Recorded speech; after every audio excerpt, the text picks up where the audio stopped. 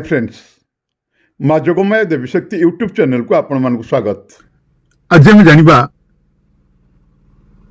माँ मानसिक ठाकुराणी जोगमायींकर उच्चाटन प्रयोग विधि। तो फ्रेंड्स, ए बाबद कहवा पूर्व मुझे आपको कही रखुच्छी, जदि आप एपर्यंत आम चैनल को सब्सक्राइब करना तले दिया बटन उपर क्लिक कर ऑल बटन उपर क्लिक करनी आम चैनल को सब्सक्राइब करनी तत्संगे संगे जब वीडियो भल लगुता है लाइक करूँ, कमेंट करूँ, शेयर करूँ। आज्ञा शेयर तो निश्चित करूँ, कारण आपंकर गोटे शेयर हुए तो अन्य कहार जीवन में उपकार आनीदेव, तेणु शेयर करने जमा ही भूलें। ता सहित जदि मानसिक ठाकुराणी माँ जोगमाया को निज गृह व्यवसाय प्रतिष्ठान फैक्ट्री तो जदि आप प्रतिष्ठा करने चाहते सहित मदन प्रतिष्ठा, महालक्ष्मी जंत्र प्रतिष्ठा, गृह शुद्धि, ग्रह शुद्धि, होम यज्ञ, उच्चाटन कर्म ए सब जदि आप चाहते दिया नंबर आम सहित जोगाजोग करूँ।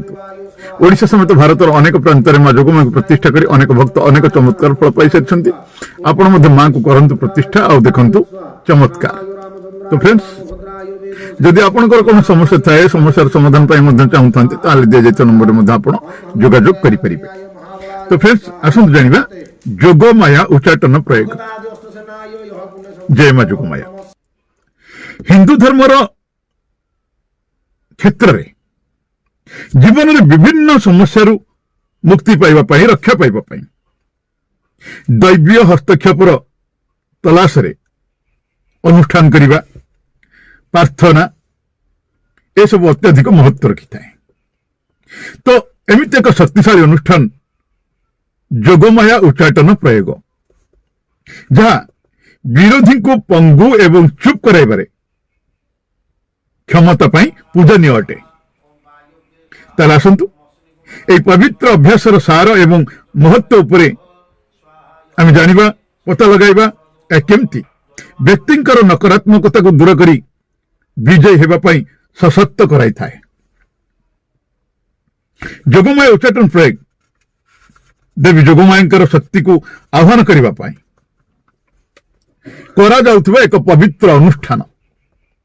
यही प्रयोग उद्देश्य काहारी जीवन में नकारात्मक शक्तिर प्रभाव को विनाश करने पाई, शत्रु बाधा विघ्न को दूर करने पाई, रोग दाउरु मुक्ति पाई देवी जोगमायींकर शक्ति को उपयोग करी विरोधी को पंगु करने पाई एवं चुप कराइबा पाई क्षमता रखी थाए।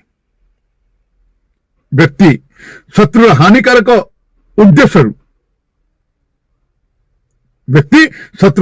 उद्देश्य को बेअसर करने पाई, निजको शत्रु दाउरु बंचेबा पाई एवं मानसिक शांति पाइबा पाई एई पूजा अनुष्ठान करा जाय थाए। प्रयोग आवश्यक पूजा सामग्री तैयारी ता साथी आरंभ होता है, जो फूल, धूप, दीप, माँ जोगमायींकर फोटोचित्र एवं मूर्तिर आवश्यकता थाए। प्रयोग स्वच्छ एवं पवित्र वातावरण रे करा जाय थाए। विशेषकर कौन समर्पित प्रार्थना कक्ष, नचेत मंदिर, नचेत बासगृह करा जाय थाए। व्यक्ति देवी जोगमायींकर शक्ति को आह्वान करी एवं नकारात्मकता को दूर करने पाई, दिव्य शक्ति पाइबा पाई विशिष्ट मंत्र, प्रार्थना, पूजा अनुष्ठान संलग्न करा जाय थाए। जोगमाया उच्चाटन प्रयोग एक शक्तिशाली अनुष्ठान, जहाँ नकारात्मकता को दूर करी प्रतिकूलता उपरे लाभ पाइबा पाई देवी जोगमाया शक्ति को उपयोग करा जाय थाए। यही प्रयोग को पूरा निष्ठा एवं स्वच्छता सहित करने द्वारा व्यक्ति देवींकर दिव्य सुरक्षा एवं आशीर्वाद प्राप्त करें। यही अनुष्ठान केवल नकारात्मक शक्ति को दूर करिथाए ताहा नुह, ताहा सहित साहस, आंतरिक शक्ति भी सृष्टि करिथाए। यह मध्य मन रखा महत्वपूर्ण अटे कि प्रयोग को नैतिक आचरण एवं धार्मिक कार्य द्वारा पूरण करने आवश्यक। यही प्रयोग माध्यम मगा जाइथिबा देवी शक्तिर हस्तक्षेपर उपयोग काहारी जीवन में सद्भाव, न्याय एवं सकारात्मक परिमाण को बढ़ाइबा पाई करा उचित। ताले थोड़ा आसतु जानिबा जोगमाया उच्चाटन ପ୍ରୟୋଗର ଲାଭ କ'ଣ?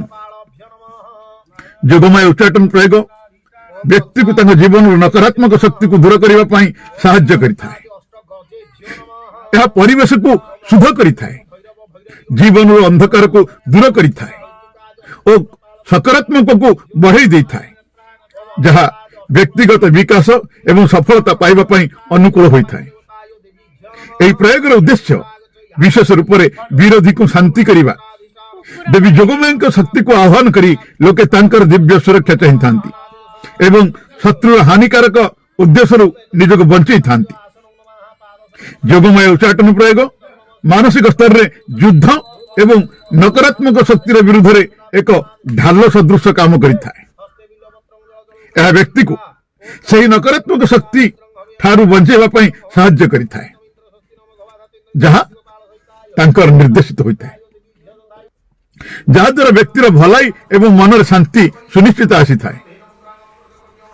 ଏହି ପ୍ରୟୋଗରେ ବ୍ୟକ୍ତି ଜୀବନରେ ବିଭିନ୍ନ ବାଧା ମନୋକାମନା ପୂରଣରେ ଲାଭ ପାଇଥାଏ।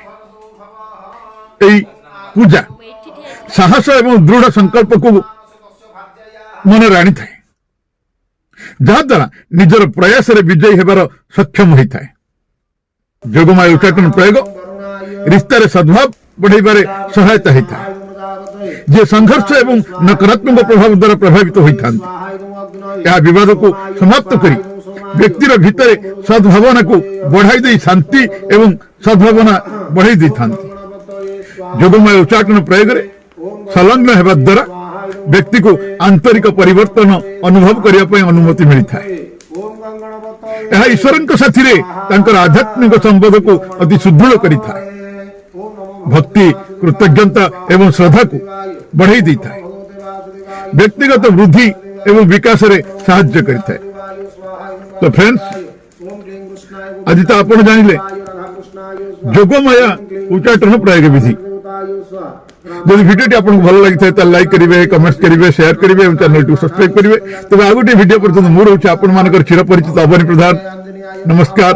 ଜୟ ମା ଯୋଗମାୟା। ମା ଆପଣଙ୍କର ମଙ୍ଗଳ କରନ୍ତୁ।